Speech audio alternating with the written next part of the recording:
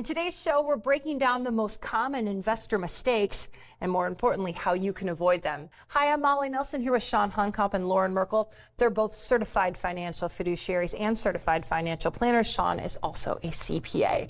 So we want to talk today about the common types of investors, guys. We're going to give each type of investor a name, and you may see yourself in these investors. And don't feel bad, right? Because some of these mistakes, some of these mistakes are really common, but the good news is we're going to identify the mistakes and offer up solutions today. So let's first talk about the first common type of investor, and that is the panic seller. What we know about the panic seller is they see the market drop and they think, I've got to get out now before I lose more. Loren, why is that a problem? Well, in real time, we saw that. If we just go back just a few years, 2021 in the market was a really good year.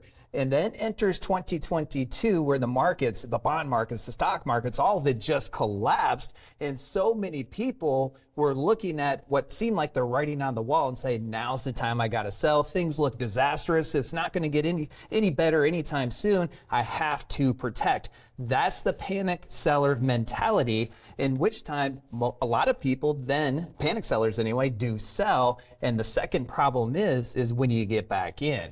And that's the issue that creates really bad circumstances long-term for a lot of people in their overall retirement plan.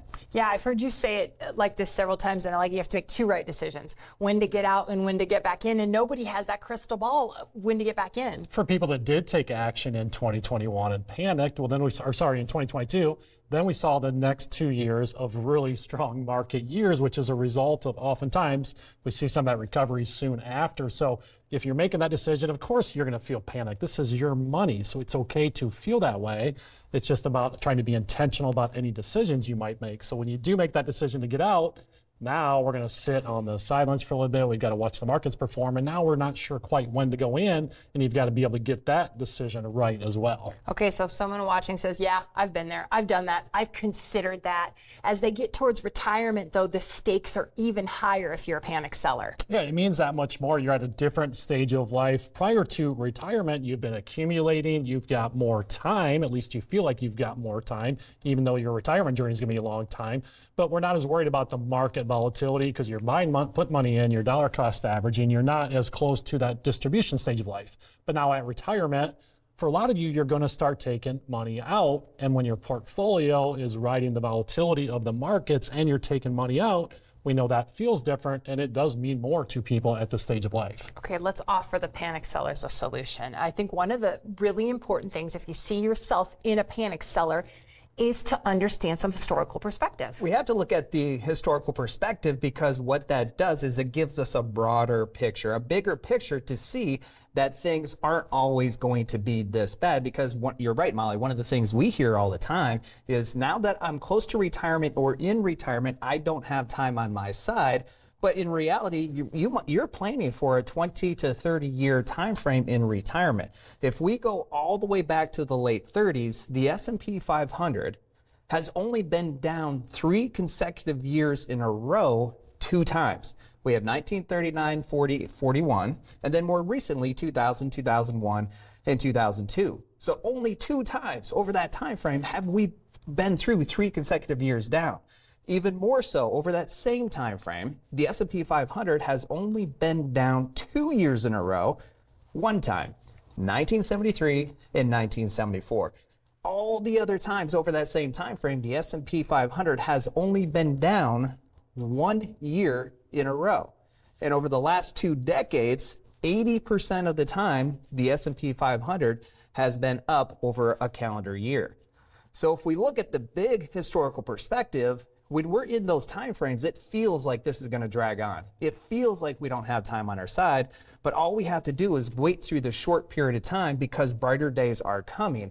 And if you have a plan going into it, you have a plan when we're going through it, then eventually when we come out of it, you will be in a better position or can be in a better position than even when you went into it. But that historical perspective gives us the context when things feel dire, that things are going to get better because they always have, and it's probably not going to last as long as what it feels like. The historical perspective is important. Another thing that's really important is to understand how much risk you're taking in the stock market. Having more information around how much risk anyone is taking at this stage of life means more. When you're younger, again, we've got more time, and oftentimes when we start saving into 401k plans and IRAs, it's just a matter of take a certain amount of risk. You don't necessarily have as much information about what you're doing. You just know you have time. Get the money in there, let the markets perform. At the pre-retirement and retirement stage of life, it means more. We want to help you have more information and be more intentional about the investment decisions we're making. So we always help our families know what their risk score is. And then a step beyond that, we help you identify how much exposure you're taking on in the market, so that when we do go through this volatility in this down market, we know that we've already planned for it. We're prepared for it. We know this is going to happen. And looking at that plan, we can help you feel confident that, yes, we've already made certain decisions in advance of this. So we want to help you be more intentional. Make sure you know more about how much risk you're taking and what that means to your portfolio in a volatile market. And that's the key to tackling these big market downturns, is understanding how much risk you're taking prior to us going through these downturns. So when we do go through it, it's not a big surprise. What most pre-retirees and retirees don't like, what you don't like, are big surprises when you log into your 401k plan or your IRA and the market's down by 30 and you're down by 20 or 25. That's a big surprise because you weren't expecting it. If you know how much risk you're taking and you know what your portfolio is going to do when the markets go down, now you are looking at this with a whole different set of eyes and you understand the big picture. And I also think for the panic seller out there, the sooner you understand the risk, if you don't like what you see when you sit down and say, hey, here's what could happen, you can make adjustments before you get into retirement. Make adjustments before you get into retirement is so pivotal, because what got you to retirement from an investment strategy probably is not going to get you through retirement the way you want to go through retirement. Because the one big difference of your working years versus your retirement years, your working years, you're contributing, so those downturns can help you. In your retirement years, you're taking money out. So those down years and taking money out can really hurt your portfolio. And having that understanding and a plan in place is how you get through it. And the next kind of investor that we have is the sideliner. So here's what we know about sideliners. Sometimes they're stuck in cash. They're waiting for the perfect moment to get back in. Chawn, you've seen this happen a lot in your career. Who doesn't want the perfect moment of getting back into the markets? But yeah, probably almost all of us out there at a time have been a sideliner where possibly you've made some decisions and sold some holdings and moved them to cash because of whatever those conditions were, or possibly people that maybe were putting in on a regular basis and maybe shut that off and just built up that cash. So you've made some decisions to maybe park some cash, build that up because of the uncertainty you were feeling about the markets. And again, there's certain stages of life that might fit your situation, but we want to make sure that you're being very intentional about any investment decisions we make. Yeah, and some cash is probably good, right? You guys help people decide how much that is. But the problem with maybe being a sideliner sometimes, Loren, is when the market rebounds, it does so very quickly. You might miss out on that. Usually when things feel the worst is when the market is going to take that rebounding step and really provide the benefits, the overall return value of your portfolio. Most recently, 2019. If we remember 2019, it was a really good year. The S&P 500 did really well. And then we all know what happened in COVID. Spring of COVID, actually March of 2020, the S&P 500 lost 34% within a matter of weeks. And this is where we saw the sideliners come out in full force. And why wouldn't you? Can't blame them. Understandably right? The whole so, yeah. world changed. We didn't know what the future was going to look like. Let's go to cash and protect. That protectionism mentality really came into play. And then what we saw is the second half of 2020, the S&P 500 just skyrocketed. And the 2020 returns actually ended up really well. But for all the sideliners who just didn't have that magic notion of when to get back in, you were on the sideline. And back in 2020, the sideline wasn't paying us anything. So the margin of nothing to a whole lot was great, and it left a lot of sideliners on the sideline.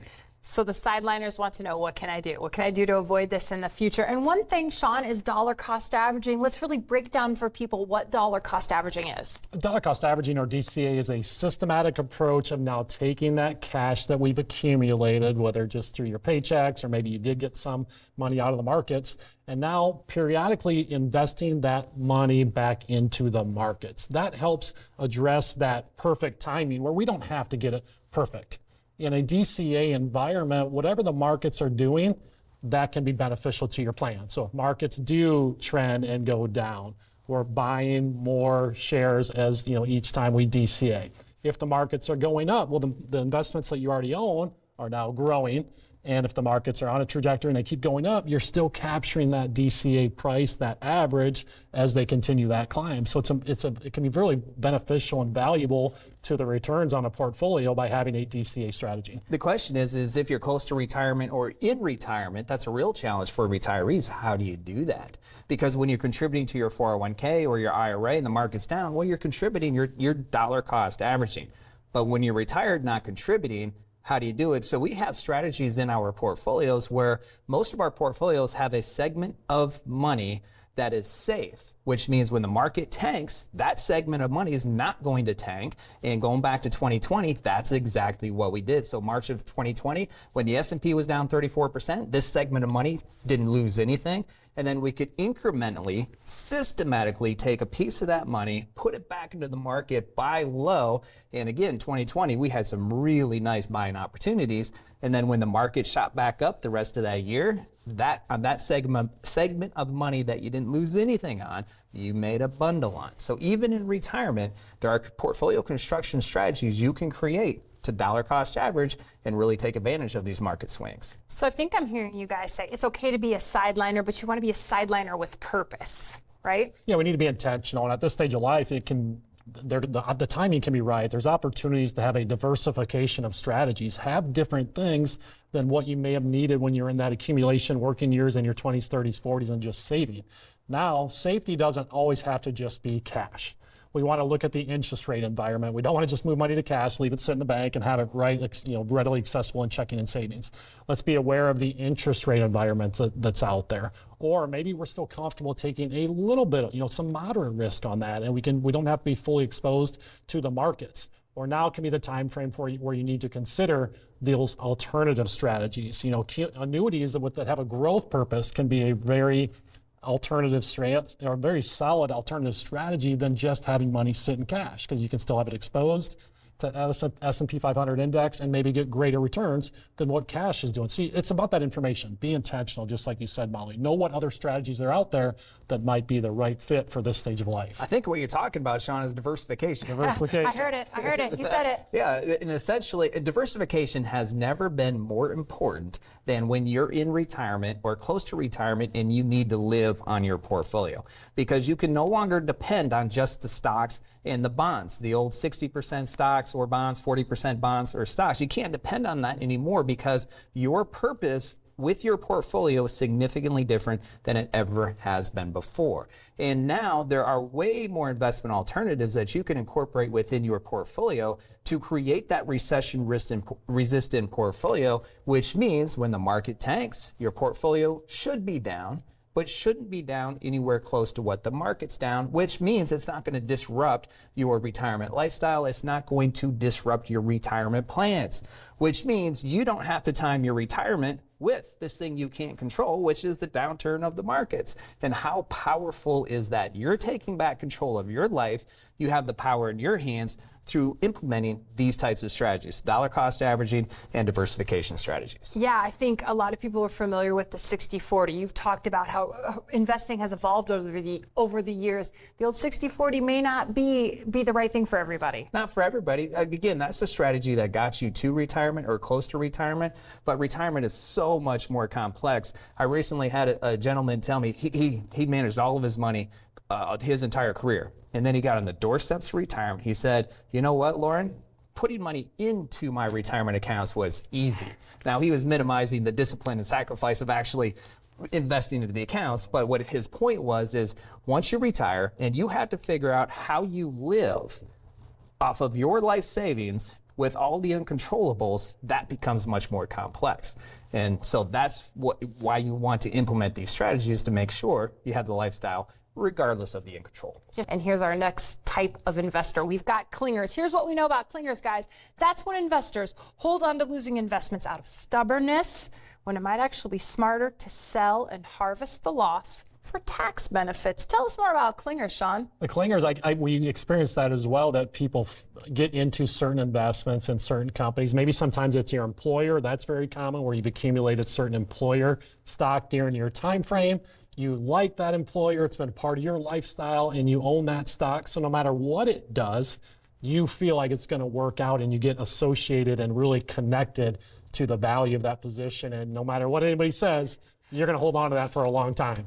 Well, I think part of the clinger mentality is these rules of thumb that people try to incorporate within their investment plan, like the 4% rule and the 80% rule and the buy low, sell high rule. Well, the clingers, when things go low, they're like, I can't sell. It's only a loss on paper, where I need to wait for it to come back up, where there could be some opportunity in that particular situation if you incorporated some really good strategies like tax loss harvesting. All right, clingers, we have a solution for you. Tax loss harvesting. Tell us more. Tax loss harvesting is a simple strategy that is not so simple, if that makes sense.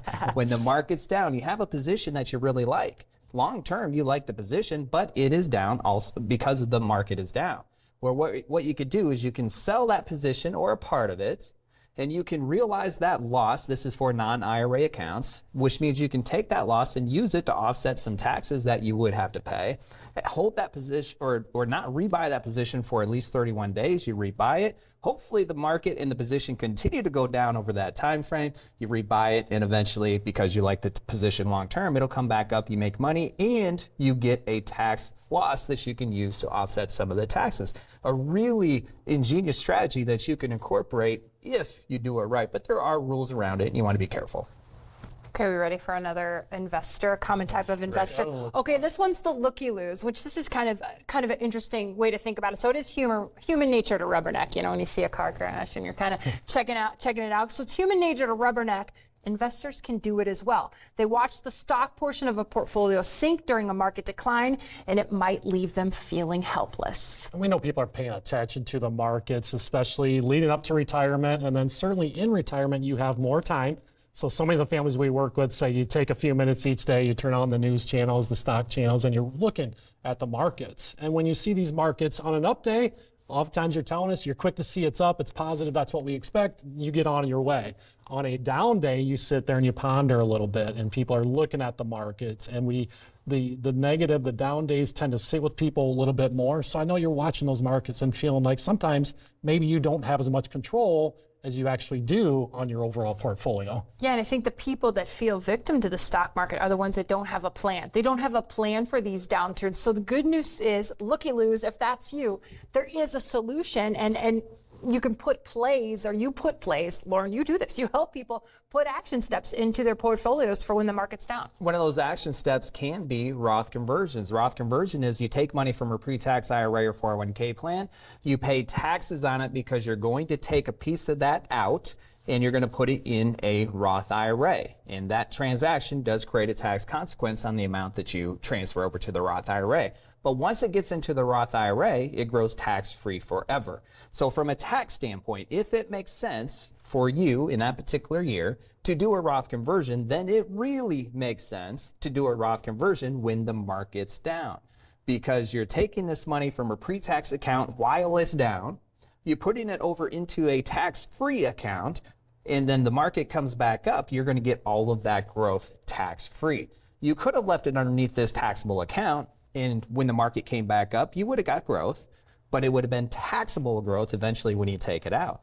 Taxable growth versus tax-free growth, and it makes sense to do that Roth conversion from a tax standpoint. That's a really powerful strategy, and that's why we say volatility in the market equals opportunity. Market's down, opportunity. Market's up, opportunity. And that's where that planning comes into place to make sure that for you, volatility equals opportunity.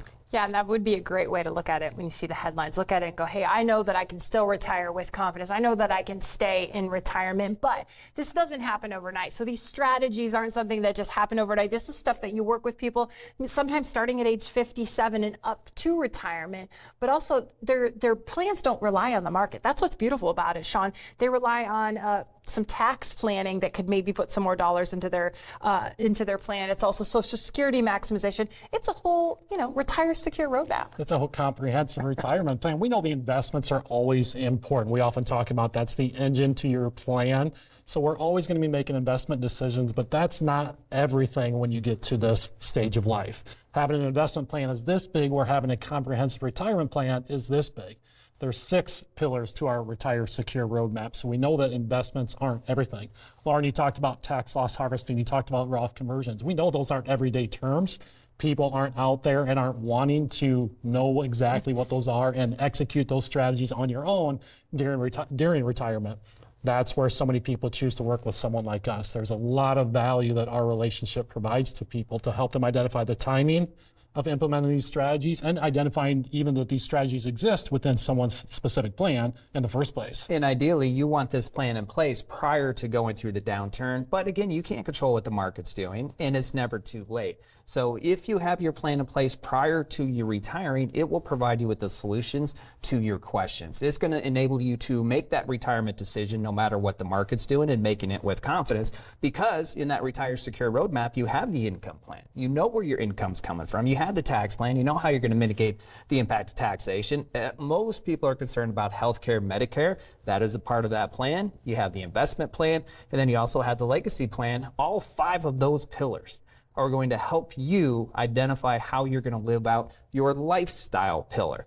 That's the whole 6 pillar, all of the 6 pillars in the Retire Secure roadmap, giving you the confidence to make that leap. Yeah, so someone watching is thinking, I don't want to just rely on my investments to retire. I want the comprehensive plan. I think a great place to start is the Retire Ready call. People have never had to build a retirement plan, so sometimes we get, what is a retirement plan? How do I get started? Well, you signing up for a Retire Ready phone call is a great, easy way to get started and take that first step.